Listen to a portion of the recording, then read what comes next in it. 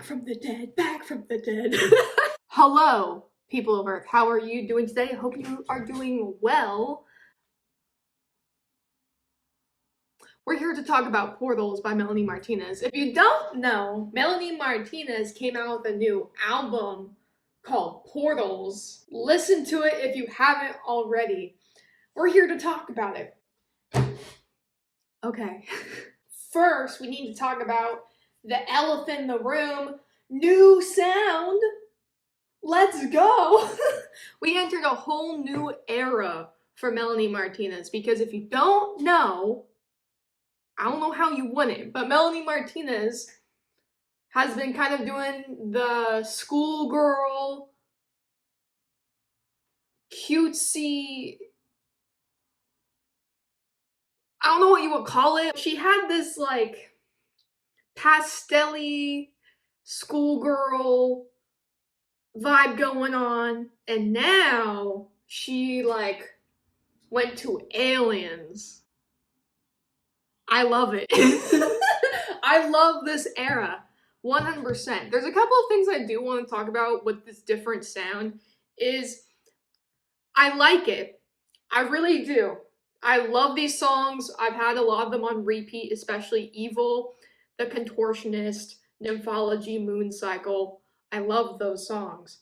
However, I don't feel like the sound matches the visuals the same way that K through 12 and Crybaby did. Because if you look at the music videos, if you look at the aesthetic from those eras, you'll notice everything went together very well. But I feel like with Portals, I can't say the same. I do feel like, and this is more of a criticism, but honestly it doesn't really matter. I got a steampunk, cyberpunk kind of sound with the singles. The singles, if you notice, sound a lot different than the rest of the album. I describe it as steampunk versus eerie ethereal. That's how I describe Melanie Martinez's music. My friend describes Melanie Martinez's music as mushroom music, which I think is funny. And I think that's a good description of it. I call it eerie ethereal. We all have different words for the same thing. But I feel like the singles, Void, Death, and Evil's a more popular one, at least online. They all sound very different than the rest of the album. And I don't think that's bad, by the way. I'm not being super strict. I'm not a super strict person on how artists choose to make a body of work.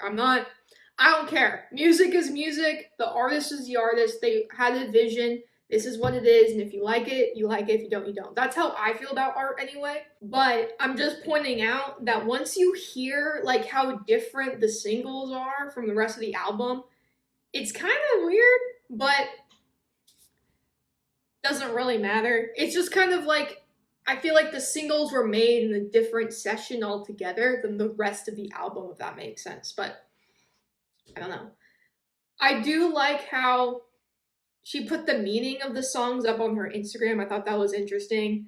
Some people just like to like leave it up to interpretation, but I am glad because there was I was confused on a couple of the songs and it gave me more depth into like what the songs meant, at least from her perspective. Obviously you can interpret songs however you really want to. It doesn't really matter what the intended meaning of the song was because you just interpret it through your lens and through your life. So, I would say my favorites are Evil and Void off this album. Off of the deluxe, I like Pluto the best.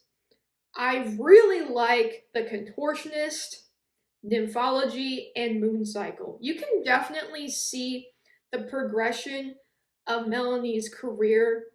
Like, I feel like she got more creative with the production. I know that like she's not the sole producer, but she's in the room. And my closing thoughts. I'm excited to see her next project. And that's not me dissing this one, by the way. I know someone's going to take it like that. I'm excited to see her next project. I'm excited because she said that this is like the completion of a trilogy. Like it went from Crybaby, K through 12, and Portals, and how Portals was like the end of like the Crybaby character arc. However you want to describe it, you know what I mean. She said it's the end of a trilogy, and she sees these 3 albums as a trilogy. So, what does this mean for the next project? Are we starting a new character? Is there going to be a complete 180 or a complete 360 of aesthetics and visuals? Like, I'm excited to see what she does. I wonder if she's going to go into a steampunk direction, because that's what Evil, Void, and Death kind of sound like to me. That's how I describe that sound. Kind of like this grungy, alternative, I don't know what else you would describe it as, but you know what I mean. Alternative rock, whatever you want to call it. I wonder if she's going to go into that steampunk direction and do something like that, or is she going to go into more of the eerie, ethereal like she's done in the past? I don't know. A combo both? Again, I don't know. I'm excited to see though.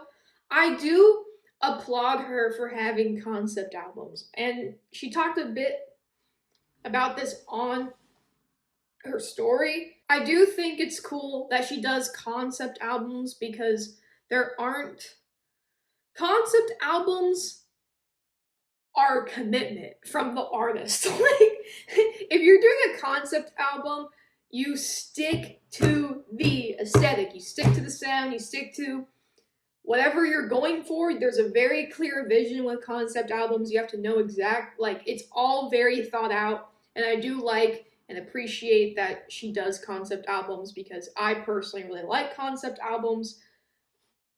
So, yeah, those are my closing thoughts. What are your favorites off of the album? I want to know. Tell me why. Favorite lyrics?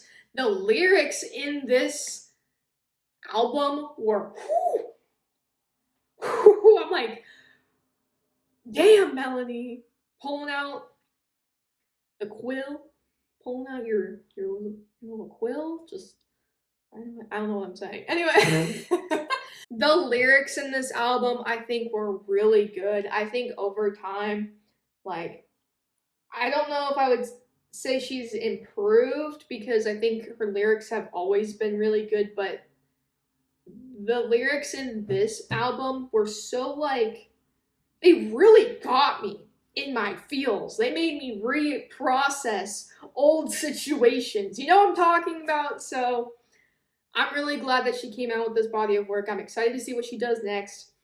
I'm here for it. So yeah, that's all I have to say. Bye!